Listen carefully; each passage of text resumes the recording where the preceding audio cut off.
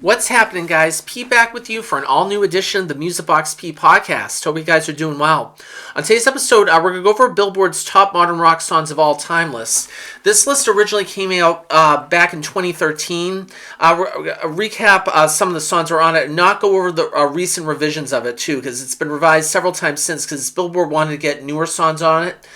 We're just going to go over the first list that came out back in the 25th anniversary of the Modern Rock Tracks chart back in 2013.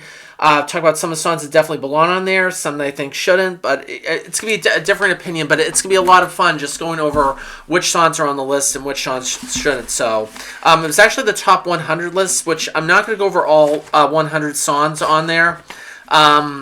But it's interesting to sort of see, like where some of the songs come from, especially some of the older songs that rank so high up on the chart. So let's go for the top 10 songs.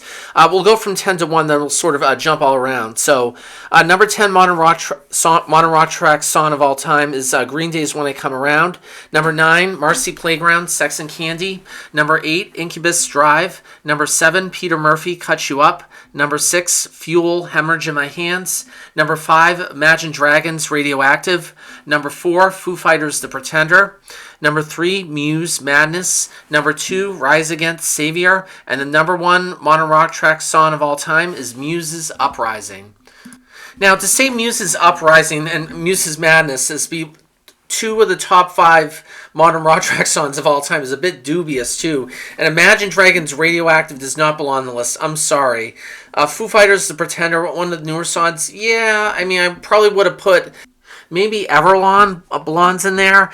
But I just think, yes, it seems to be cobbled together. Peter Murphy, Cut You Up is a really good selection at number 7, too. That's one of the more older songs. Incubus, Drive, absolutely. Marcy Playground, Sex and Candy, absolutely.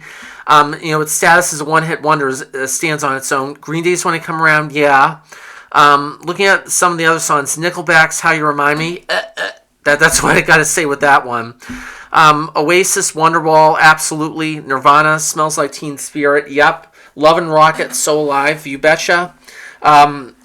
New Order, Regret. Linkin Park, in the end, one of my favorites. The Cure, Fascination Street. Red Hot Chili Peppers, Scar Tissue. Smashing Pumpkins, 1979. Foo Fighters, All My Life. What else? REM's Orange Crush, Goo Goo Dolls' Name, Lifehouse Hanging by a Moment, even though, I mean, it's a little bit more of a poppy song, yeah, I guess, but I mean, it still belongs on there. Foo Fighters' Best of You, 311 Down, Stone Temple Pilots' Interstate Love Song, Incubus, Wish You Were Here, The Cure, Friday I'm in Love, Blink-182, All the Small Things, Third Eye Blind, Semi-Charmed Life, yes. Lance Morissette, You Ought to Know, there's a lot of, great songs on there. It just, the list as a general, when Billboard first released this in 2013, it was to commemorate the 25th anniversary of the Modern Rock Track chart. So Billboard thought it'd be a good idea to sort of, compile the top songs of the first 25 years of the chart, because they never really had a best of chart ever released before, and I thought it was a great idea.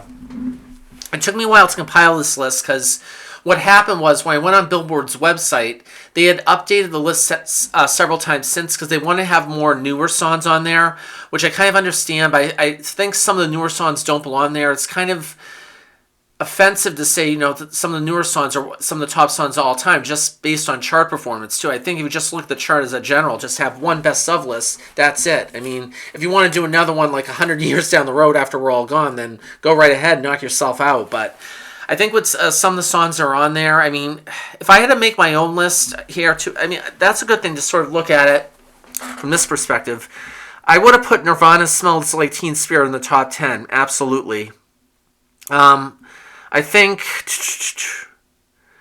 Imagine Dragons does not belong there, so I would move Foo Fighters' The Pretender off and replace it with Everlong, and probably move a couple of the Linkin Park songs on there up a little more. Probably bring Linkin Park's In the End up there a little bit more. Maybe Scar Tissue a little bit more. what else? I think if you just shuffle some of the other songs too. I mean, it's sort of a thing too. I always do like these best of lists and just determine like what is the best modern rock song. The way that Billboard compiled these songs was based solely on chart performance too. So you kind of understand from that perspective how to go about. So I mean, I always have my own list of songs too, which I actually have right here, which I'll sort of compare and contrast some of the songs. If look at it from that perspective and just sort of what are the top songs of all time. It's kind of just it's in its own little bubble or perspective there. And just looking at like the different ones too, if you look at sort of like from Billboard's perspective and sort of their year-end songs as well too, if we sort of like go back and maybe like compile like maybe like a few from each of the year-end charts, then maybe just sort of go at it from that way. I definitely think Soundgarden's Black Hole Sun definitely deserves like more notice, and definitely some of the songs from The Offspring come out and play, absolutely. Silverchair's Tomorrow, I definitely think deserves like higher notice on the chart, because I mean, I always go from the notice that numbers really don't mean anything, but just sort of, if you look at it, like the higher up songs you get, just, I think with just the way it's compiled numbers, they're saying, yeah, one song's better than the other. It gets in this whole little, like, business and, like, what are we doing? What are we doing? I mean, Third Eye Blind, Semi-Charmed Life, absolutely. And just seeing, where it belongs on the chart, too. I think if it could just be ranked a lot higher, because it's at 91 on the list. If you look at it, it was the number one song of 1997. If you look at the year-end charts specifically and not like the individual weekly charts, maybe just sort of you get more points based on that as you're the top song of the year, like a top 10 song. Maybe you get more points for that. I don't know. That's just a thought that I had, just compiling some of that.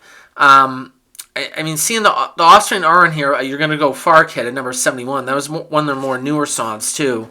But if you look here, though, on the top 40 list, the Offspring are nowhere to be found. So if you put Come Out and Play on there, then yeah, absolutely. It'd be kind of interesting to if I was creating a list, I would have a whole laundry list of criteria as to what constitutes what belongs in there and what doesn't. So just looking at it from that perspective, it's coming at it from different angles, and of course some of the newer songs as well too.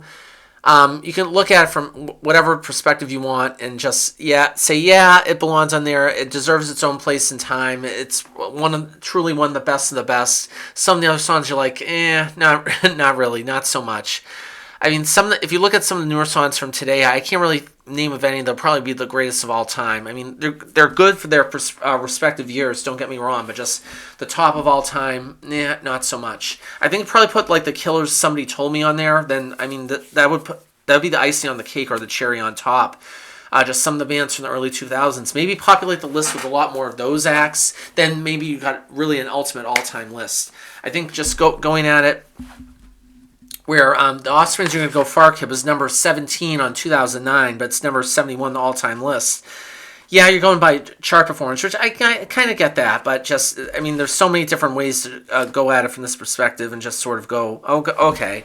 Everlast, What It's Like, number 35, high up on the list, but sort of, compare it, is it truly better than the whole, is it better than the greater of the whole or the sum of all its parts? I think you can look at it from so many different angles and how it's compiled. But I think just because I published a lot of year-end lists as well too, especially like the best songs. I had a ton of lists that I wrote up to, just sort of my own personal best of lists, my top 100 songs of all time. But that's really like going back in the 60s, not necessarily to the 80s or after. I always try to go by like best songs of all time after I was born. So after 1985. Like when I published my top 100 songs of all time, this is back in 2020 during the pandemic, where I had more time in my hands too. So it was more like songs from like the 60s all the way up until like the 90s or something too. So like my top song was Pink Floyd's Another Brick in the Wall. So I just sort of then had Here's my top 10 100 songs of all time. So this is sort of going back in the 60s. It's kind of its own separate list of them. But number 10 was the Beatles, Let It Be. Number 9, Elton John, Your Song. Number 8, Diana Ross, Upside Down. Number 7, the Beatles, Hey Jude. Number 6, the Beach Boys, Good Vibrations. Number 5, Aretha Franklin, Respect. Number 4, Michael Jackson, Billie Jean. Number 3, John Lennon, Imagine. Number 2, the Eagles, Hotel California. And again, aforementioned number 1, Pink Floyd's Another Brick in the Wall Part 2. That was sort of an all-time list. If I had to do like the 80s, I mean, that would be a whole other list all in of itself, but just sort of looking at it from where I think, just sort of, and of course the year-end list too with the top stream songs, which is based upon my Apple Music statistics. That's a whole other list too. Like top stream songs from 2016 to the present. Like I picked As It Is Dial Tones as the top like stream song from when I started listening to music on stream back from Napster from 2016 all the way until present during the Apple Music, which is where I currently that's who I currently listen to the music I have right now. And just sort of, it's its own subjective list. I just sort of feel comfortable with the songs I've listed on the top stream songs list, which I'll post these lists on my Instagram or social media. And you can also listen to them on Apple Music as well, too. If you search me out on Apple Music there as well, too. And also the Billboard Top Modern Rock Songs of All Time. I have that playlist available as well, too. So you can definitely check that out at your convenience. It's kind of interesting with all these different lists and how you sort of get different perspectives of everything too, and sort of the top modern rock songs too. Which of course I still check out the weekly list. Of course, Pete's Modern Rock, again, shout out to him. It was about a year ago I started printing out all these lists. I still have in the binders. I'd still look back every now and then. Just it's a great laundry list and good library and arsenal at my disposal of all the weekly modern rock songs going from 88 to 2009. It still goes on to this day as alternative airplay. So I still check out the alternative airplay charts and seeing what's currently up and coming and sort of help fortify my musical taste and sort of broaden my horizons as well too. I mean, it's sort of one of the reasons why I love putting this together, and it's a labor of love for me. I truly enjoy it. So, but yeah, top alternative songs of all time. It's its own list in of itself, and just something that's definitely a lot of conversation. But it's the sole authoritative list. That it's the only one I recognize from Billboard. I don't recognize any other top songs of all time after 2013. I don't accept any of the revisions. I only accept the very first one that was issued from Billboard. That's the only one I'll look at. That's the only authoritative list I'll look at. Just Billboard has become kind of staunchy and been kind of snobby about these sorts of things too, and just sort of the way they sort of update the weekly charts every now and then. And the Billboard recurrent rules, which I talked about in a recent episode of the cast, I'm so glad they put a stop to that.